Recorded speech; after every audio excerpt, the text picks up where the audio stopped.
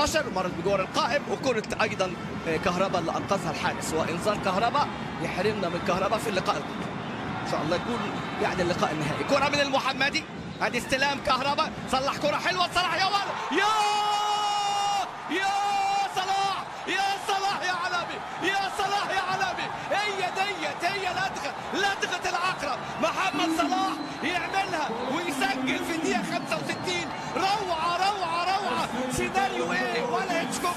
لو هيتشكوك كتبوا يا أوفت كوبر مش هيبقى كده. وفرحة مصرية عن طريق محمد صلاح النجم العالمي. صلاح يظهر وبان، وعليك الامان. وهيكتور كوبر اللي امامنا هنا يعني لا يبتسم لان لسه اللي قال، لكن هدف حلو. بص الكوره، شوف لما ظبطت يا ولد يا كهرباء. محمد صلاح رشاها، يرشقها رش، يا ولد يا ولد يا ولد. هي كرة القدم المصرية. بقول لحضراتكم كرة القدم المصرية بتعرف يعني مصيرها في هذه اللقاءات الكبيرة، تحدد مصيرها بنفسها. وادي الكرة يا ولد يا صلاح، واحد من الأهداف الجميلة.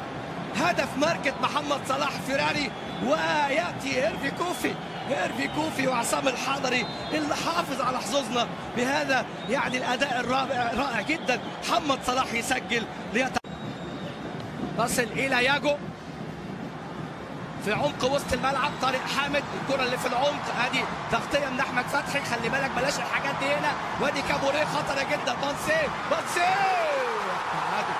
والتعادل ياتي عن طريق اللاعب بانسي. هدف التعادل لبانسي، هدف تعادل في الدقيقة 72، هدفه الثاني في هذا البطولة. شوف هنا باولو دوارتي سجل صلاح في الدقيقة 65 وعادل بانسي في الدقيقة 72. خطأ في التمركز، خطأ في الرقابة، وأصبحت النتيجة 1-1. أرستيد بانسي سجل التعادل. بص هنا من أولها باينة، ادي ياجو، أحمد فتحي، علي جبر خارج اللعبة تماما. عدت من إبراهيم صلاح، الراجل استلم وحطها على طول، لا يخطئها المهاجم الإيفواري الأصل البوركيني طبعا الجنسية ولاعب أسك أبيجان. يسجل هدف أول هدف في عصام الحضري في يعني هذه المباراة منذ هدف أحمد حسن في لقاء الكاميرون.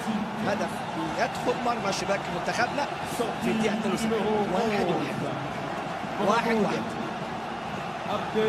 ادي امامنا ارستيد بانسي قوي مميز، سجل التعادل بعد 7